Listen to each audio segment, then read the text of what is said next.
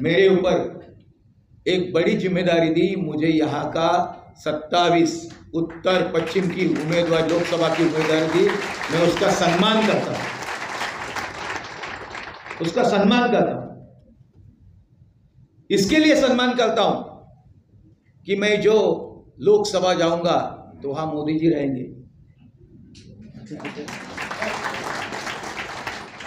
एक कनखल नेतृत्व, एक कठोर नेतृत्व कि जिन्होंने हिंदुस्तान को बदलने का प्रयास किया, एक बलशाली हिंदुस्तान, एक सामर्थ्यवान हिंदुस्तान बनाने का प्रयास किया 10 साल से। और लोगों की मांग है, हम सब की मांग है, तीसरी बार मोदी सरकार, मोदी जी, नरेंद्र मोदी जी।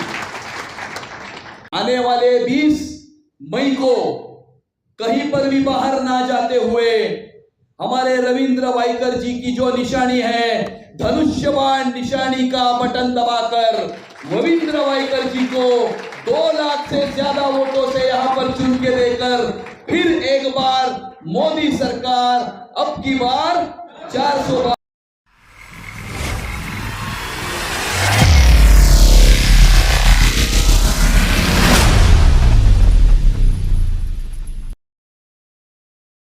फिर एक बार इस कार्यक्रम में जिन्होंने सक्रियता दिखाई है और ये हॉल में सबको निमंत्रित किया है, ऐसे हमारे जिला के महामंत्री मुरजी पटेल जी, और सामने बैठे हुए मुझे लगता है हम सब जो बैठे हैं हम कोई आम आदमी नहीं है। हम सब मोदी जी को तीसरी बार प्रधानमंत्री का तय करके इधर आए हुए लोग हैं, बराबर है? इनको तीसरी बार फिर एक बार प्रधानमंत्री बनने के लिए हम यहाँ पर उपस्थित है, बराबर ना? यहाँ पर 20 मई को ही चुनाव है।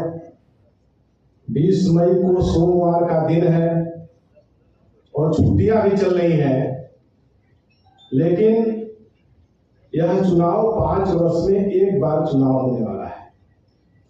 और इस तरीके का चुनाव जब 550 वर्ष के कलंक को मिटा करके अयोध्या में भव्य दिव्य राम मंदिर का निर्माण हुआ हो, उसके बाद तो मुझे लगता है कि सहस्त्राब्दियों में यह 2024 का चुनाव अपने आप में एक अनूठा चुनाव है। इसलिए हमारा और आपका सभी का यह दायित्व है कि हम सभी लोग समाज में जाकर के एक एक वोट का महत्व समझाएं। आपका दिया हुआ एक मत अयोध्या में भव्य दिव्य राम मंदिर का निर्माण कराता है, तो आपका दिया हुआ एक मत कश्मीर से धारा 370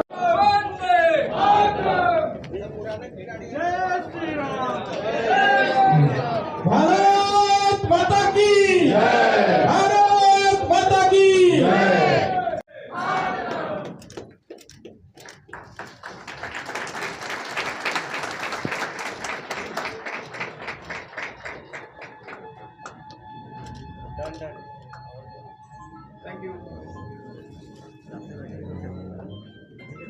सुत हनुमान की, छत्रपति शिवाजी महाराज की, भारत माता की, भारत माता की, भारत माता की, वंदे वंदे वंदे।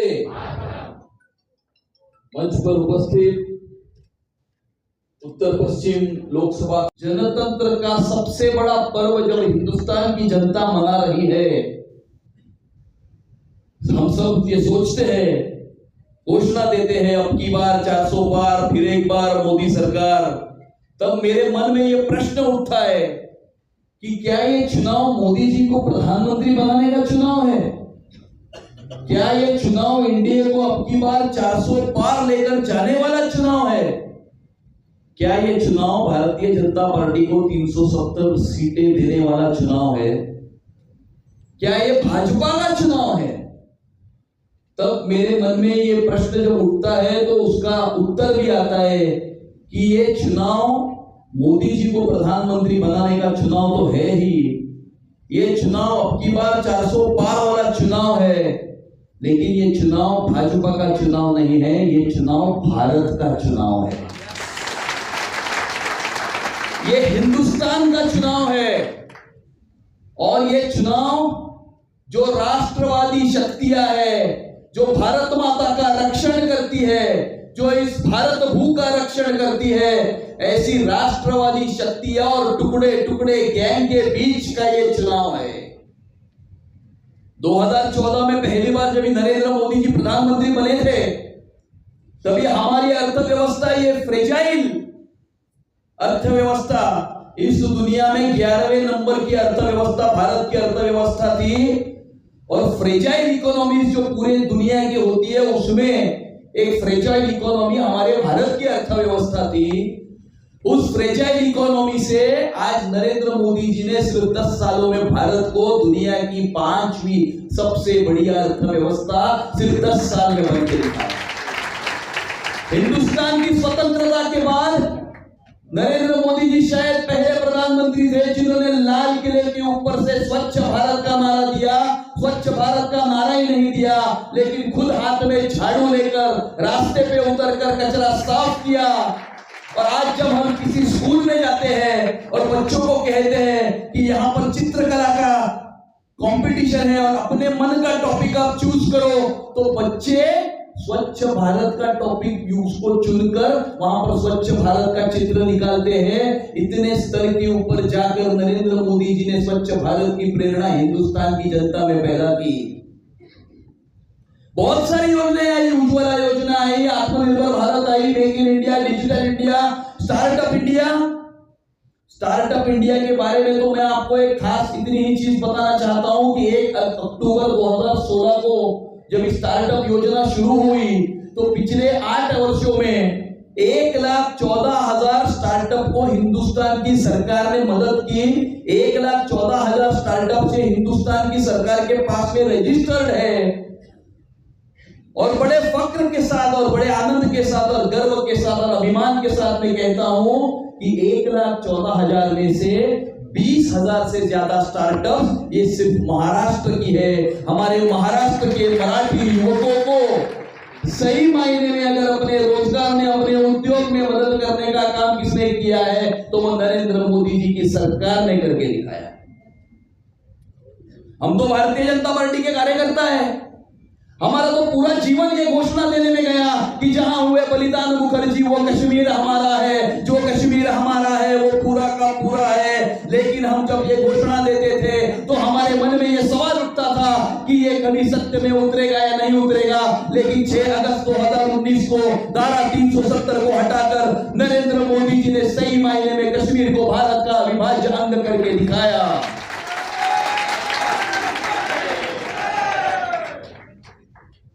पहले जब 1992 में बम ब्लास्ट होते थे, 1992 में बम ब्लास्ट हुए, 2006 में ब्लास्ट हुए, रेलवे में ब्लास्ट हुए, बीएसटी बस में ब्लास्ट हुए। जब पहले ब्लास्ट होते थे तो हिंदुस्तान का प्रधानमंत्री अमेरिका की तरफ देखता था, यूनाइटेड नेशंस की तरफ देखता था, अमेरिका क्या कहती है उसकी राह देखता था। लेकिन 14 फरवरी 2019 को जब पुलवामा में हमला हुआ तो 26 फरवरी 2019 को बालाकोट में एयर स्ट्राइक करके नरेंद्र मोदी जी ने यह दिखाया कि यह नया भारत है, ये घुसेगा भी और घुस के मारेगा भी। हमको तो चिढ़ाते थे ना, मंदिर वहीं बनाएंगे, तारीख नहीं बताएंगे। 22 जनवरी 2024 दोपहर को 12:20 जहां पर राम ने जन्म लिया है, मंदिर वहीं बनाया है। मोदी जी ने किए हुए काम, मैं आपको पूरे दावे के साथ कहता हूं कि हिंदुस्तान की सरकार ये पूरे विश्व की एक ऐसी सरकार है जो इस देश में रहने वाले 140 करोड़ भारतवासियों की चिंता तो करती ही है, लेकिन दुनिया के किसी भी कोने में अगर भारतवासी संकट में है तो उसको भी बचाने का काम ये हिंदुस्तान की सरकार करती है। हमने येमेन में देखा जब युद्ध छिड़ा था, 3,000 से ज्यादा भारतवासी वहां पर फंसे हुए थे। मोदी जी ने सऊदी अरेबिया के रूलर को फोन लगाया, उन्हें कहा कि बमबारी बंद करो, मुझे अपने भारतवासियों को बाहर निकालना है। फोन किया, बमबारी बंद हो गई और 3,000 से ज्यादा भारतवासियों को सुरक्षित रूप से हिंदुस्तान की अपनी मातृभूमि में फिर से लेकर आने का काम हिंदुस्तान की सरकार ने करके दिखाया। जब रशिया और यूक्रेन का युद्ध छिड़ा था तो 20,000 से ज्यादा हमारे विद्यार्थी वहां पर फंसे हुए थे। 4 कैबिनेट मिनिस्टर को भेजा, एक लंदन में बैठा, एक हंगेरी में बैठा, एक जर्मनी में बैठा, एक चेक रिपब्लिक में जाकर बैठा और 20,000 से ज्यादा भारतीय विद्यार्थियों को सुरक्षित रूप से हिंदुस्तान की मातृभूमि में फिर से लेकर आने का काम हिंदुस्तान की सरकार ने करके दिखाया। जब हमारे विद्यार्थी वापस आ रहे थे तो वहां पर तो माहौल ऐसा था, हमने तो कुछ पाकिस्तानी विद्यार्थियों को भी यहां पर लेकर आने का काम किया। जो भी लड़के जाते थे हाथ में तिरंगा लेते थे, जब तिरंगा हाथ में होता था तो पूरी दुनिया उसे सलाम करती है। अभी तो चांद पर भी नरेंद्र मोदी जी ने तिरंगा लहरा कर दिखाया, चांद पर भी नरेंद्र मोदी जी ने तिरंगा लहराया। कोविड का पूरी मानवता के ऊपर आया हुआ पिछले 200 साल में आया हुआ सबसे बड़ा संकट था। मैं आपको कहता हूं, इजराइल की पॉपुलेशन 1 करोड़ है, 1 करोड़ इजराइल की पॉपुलेशन है, हिंदुस्तान की पॉपुलेशन 140 करोड़ है।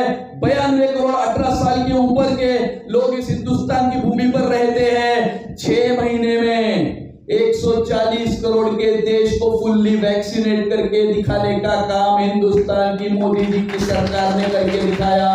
वो तो किया ही, पूरा मुफ्त में राशन भी हर घर में दिया और 20 लाख करोड़ से ज्यादा का आत्मनिर्भर भारत का जो पैकेज हिंदुस्तान की सरकार ने किया। मैं आपको कहता हूं कि 2023 के जनवरी के महीने तक चाइना में लॉकडाउन था, सबसे पहला लॉकडाउन हिंदुस्तान में उठा। और आप पूरी दुनिया की अर्थव्यवस्था देखो, सारी अर्थव्यवस्थाएं, अमेरिका की भी अर्थव्यवस्था पीछे जा रही है, लेकिन सबसे बड़ी बूमिंग अगर कोई इकोनॉमी है तो वो भारत की इकोनॉमी है। उसका ये कारण है कि कोविड से सबसे पहले बाहर निकालने का काम हिंदुस्तान की सरकार ने किया। उसके ऊपर आत्मनिर्भर भारत का पैकेज भी दिया, गरीब को मुफ्त में राशन भी दिया। और इन सारे सरकार ने उठाए हुए कदमों की वजह से हम जल्दी कोविड से बाहर उतरे, बाहर निकले। और जब पूरी दुनिया कोविड से जूझ रही है, सबकी अर्थव्यवस्था पीछे चल रही है, भारत ही एकमेव पूरे विश्व की अर्थव्यवस्था है जो आगे बढ़ रही है। मेरा देश आगे बढ़ रहा है। इतनी सारी चीजें हैं बताने के लिए, मैं अगर बताने चलूं तो कल की सुबह आएगी। लेकिन मोदी जी ने किए हुए काम, हमारे मुंबई में देखो, पिछले 10 साल में 286 किलोमीटर की मेट्रो का काम करने का काम हमारे तब के मुख्यमंत्री और आज के उप मुख्यमंत्री देवेंद्र फडणवीस जी ने करके दिखाया। मुंबई नागपुर समृद्धि एक्सप्रेसवे का काम देखो, कोस्टल रोड देखो, वर्ली ट्रांसफर लिंक देखो, मुंबई में लगे हुए 10,000 से ज्यादा सीसीटीवी कैमरा देखो। जैसा मेरा देश बदल रहा है उसी प्रकार से मेरा मुंबई भी बदल रहा है। और हमने देखा कि पिछले 2 साल में हमारे मुख्यमंत्री एकनाथ शिंदे जी ने जिस प्रकार से मुंबई के ऊपर विशेष ध्यान रखे। अभी तो हम देखते हैं कि मुंबई की महानगर पालिका तो पाइप लेकर रास्ते भी पानी से धो रही है, सौंदर्यीकरण के प्रकल्प हो रहे हैं, सीसी रोड्स हो रहे हैं। इस प्रकार से पूरा दिल्ली से लेके गली तक जो विकास यहां पर करने का काम किया वो मोदी जी के नेतृत्व में हुआ।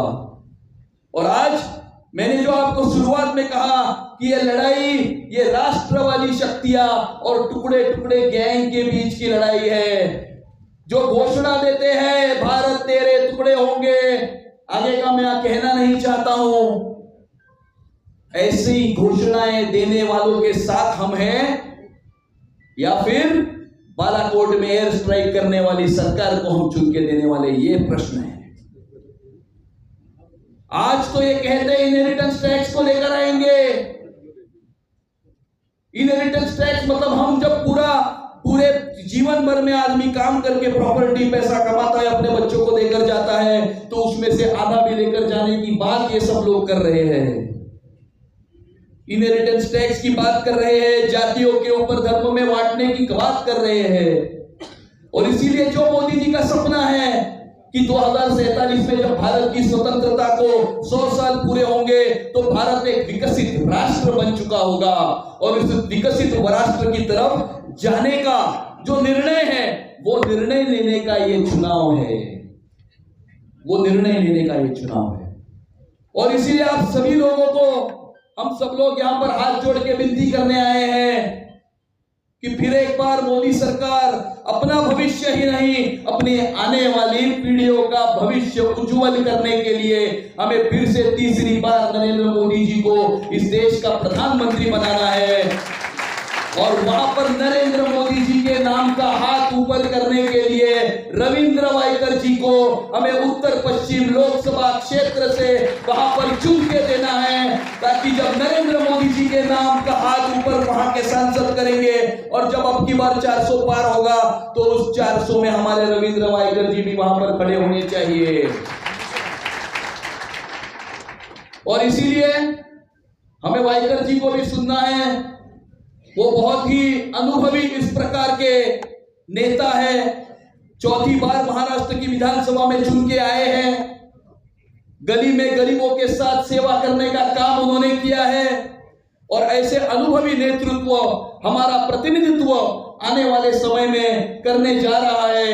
इसके लिए भी फिर से एक बार रविंद्र वायकर जी को भी मैं भारतीय जनता पार्टी की उत्तर पश्चिम जिला की तरफ से हार्दिक शुभकामनाएं देता हूं, हार्दिक उनका मैं अभिनंदन करता हूं। और यहाँ पर उपस्थित यहाँ पर सभी कार्यकर्ताओं को फिर से एक बार और हमारे सभी व्यापारी मित्रों को फिर से एक बार नतमस्तक होते हुए आप सभी को यही विनती करता हूं कि आने वाली 20 मई को बोलने वालों याद है मुझे, आने वाले 20 मई को कहीं पर भी बाहर ना जाते हुए हमारे रविंद्र वायकर जी की जो निशानी है, धनुष्यबाण निशानी का बटन दबाकर रविंद्र वायकर जी को 2 लाख से ज्यादा वोटों से यहां पर चुन के देकर फिर एक बार मोदी सरकार अब की बार 400 बार। बहुत बहुत धन्यवाद। जय हिंद, जय महाराष्ट्र। दंगल और बदनाम हुई थी हमारी जोगेश्वरी, दंगलग्रस्त, भीतिग्रस्त, भयग्रस्त। और उसी जोगेश्वरी में मैं उसके बाद चुन के आने के बाद कोर्ट ने बोला कोड ऑफ कंडक्ट लग गया है, कोई चेंज नहीं होगा। और मैं चुन के आया उसी टाइम। चुन के आने के बाद मैंने देखा मेरे एरिया में ऊपर का मुस्लिम बस्ती का आदमी हिंदू बस्ती में नहीं आता था, और मुस्लिम का ऊपर नहीं, हिंदू का ऊपर नहीं जाता था और मुस्लिम का नीचे नहीं आता था। मैंने देखा कि इस बस्ती में पत्थरबाजी से काम नहीं चलेगा, प्यार से काम चलेगा। और मैंने उसी टाइम एक निर्णय लिया, जिस प्रकार से मैंने महाराष्ट्रीयन हिंदू बस्ती में काम किया उसी प्रकार से मुस्लिम बस्ती में जाके काम किया। मुझे पहली बार 60 वोट मिले थे, 60 वोट्स। मगर मैंने काम करते गया, आश्चर्य होगा, 92, 97 ऐसे में 4 बार उस बस्ती यहां वो इस रिहायशी में नगर सेवक करके चुन के आया। 20 साल। पहला तो 10,128, दूसरी बार 13,000, तीसरी बार 15,000 और चौथी बार 18,000। और उसी पीरियड में उस बस्ती में सुधारने का काम चालू किया। मैं जब तीसरी बार चुन के आया तो मुझे एजुकेशन कमेटी दी गई लास्ट में। उस एजुकेशन कमेटी में मैंने देखा कि संहिता, एजुकेशन संहिता नहीं थी। मैंने वो गाइडलाइन बनाने का काम किया। और उस टाइम जो स्कूल में बच्चे जाते थे, म्यूनसिपालिटी स्कूल में, क्यों मैं भी उस स्कूल में जाता था, कोई भूखा पेट से आता था, घर से कपड़े नहीं होते थे, जूते नहीं होते थे। मैंने पहला प्रयास किया कि इनके लिए कुछ करना चाहिए और वो चांस मुझे मिला। पहली बार मुझे स्टैंडिंग कमेटी में अध्यक्ष के रूप में मैं बैठा। उस टाइम मुंबई कारपोरेशन डेफिसिट में थी, कम से कम करीबन 340 करोड़ डेफिसिट में थी। और मैं बैठने के बाद उस कारपोरेशन को जो लीकेज थे वो लीकेज बंद करना शुरू कर दिया। ऑक्ट्राई के अंदर मैंने कैमरे बैठाए और कोई जो ये थे एक्सरे की मशीन थी, जो भी थी, और उससे जो लीकेज होता था बंद करने का प्रयास किया। बी बजट के अंदर से हमें ज्यादा से ज्यादा कैसा पैसा मिले। उस 90 लीटर पानी देते थे उस मुंबई में, हम 135 लीटर पानी आज हर एक को दे रहे हैं, 135। और उस धरण को हमने नाम दिया हिंदू हृदय सम्राट बाला साहब ठाकरे मध्य वैतरणा धरण। ये नाम भी रविंद्र वाइकर ने दिया है। तो 900 mld पानी लाने का प्रयास किया है, इसलिए अभी हम लोग 3800 mld पानी इस मुंबई में प्रतिदिन आ रहा है। ये दूरदृष्टि था, ये विजन थी। और इसी प्रकार से हमने देखा कि आरोग्य खाता है तो उसके ऊपर भी काम करना चाहिए। मुंबई के जो भी मेडिकल कॉलेज है वो इंग्रजों ने बांधे हॉस्पिटल में है, केएम है, नायर है। उपनगर में ऐसा कोई हॉस्पिटल नहीं था। हमने प्रयास किया और पहला हॉस्पिटल मैंने बाला साहब ठाकरे जी के नाम से ट्रामा केयर सेंटर, आपको मालूम है, वो ट्रामा केयर सेंटर किया, मगर उससे मैं खुश नहीं हुआ। मैं जो मेडिकल कॉलेज चाहिए था, हम लोग ने पत्र व्यवहार किया कि उसके WHO के माध्यम से, म्हणजे वर्ल्ड हेल्थ ऑर्गेनाइजेशन के माध्यम से हमें परमिशन कब मिलेगी कि 20 एकड़ जगह होगी तब मेडिकल कॉलेज बन जाता है। हमने उपनगर के भगवती हॉस्पिटल, ट्रॉमा हॉस्पिटल और हमारा यहाँ का एक हॉस्पिटल जिसे हम क्या बोलते कुपर, वहाँ की टोटल मारी जहाँ हमें मेडिकल कॉलेज करने का था, और तभी से प्रयास किया और उसके माध्यम से आज ऊपर हॉस्पिटल में मेडिकल कॉलेज की भी निर्मित हो गई। यह शुरुआत हम लोग ने। जोगेश्वरी से अंधेरी आने का तो मुझे लगता था उषा के यहाँ से, उषा थिएटर था, मालूम होगा, जूनियर लोग होंगे तो उसको मालूम होगा, वहाँ के इससे जाने का या तो यहाँ से जाने का या गोरेगांव जाने का, और गोरेगांव घूम के ऐसा जाने का था। तो तभी भी प्रयास किया मैंने, तभी MMRDA Jogeshwari Vikhroli link road के ऊपर काम कर रहे थे। उन्होंने कहा कि हमारे पास अभी पैसा नहीं है तो मुंबई महानगर पालिका के माध्यम से हम प्रयास करें। मैंने बोला ठीक है, और मैंने उसी time Jogeshwari east west bridge किया, उसको करीबन 80 करोड़ रुपए हम लोग ने खर्चा किया, और उसका नाम हिंदू हृदय सम्राट शिवसेना प्रमुख माननीय बाला साहब ठाकरे जी लिया कि आप जोगेश्वरी से अभी जोगेश्वरी वेस्ट तुरंत जा सकते 2 सेकंड में, 2-3 मिनट में। माननीय मुख्यमंत्री जी ने, एकनाथ जी शिंदे जी ने, शिवसेना नेताजी ने, हमारे देवेंद्र फडणवीस जी ने, अजित पवार जी ने मेरे ऊपर एक बड़ी जिम्मेदारी दी। मुझे यहाँ का 27 उत्तर पश्चिम की उम्मीदवार, लोकसभा की उम्मीदवारी दी। मैं उसका सम्मान करता हूँ, उसका सम्मान करता हूँ। इसके लिए सम्मान करता हूं कि मैं जो लोकसभा जाऊंगा तो वहां मोदी जी रहेंगे।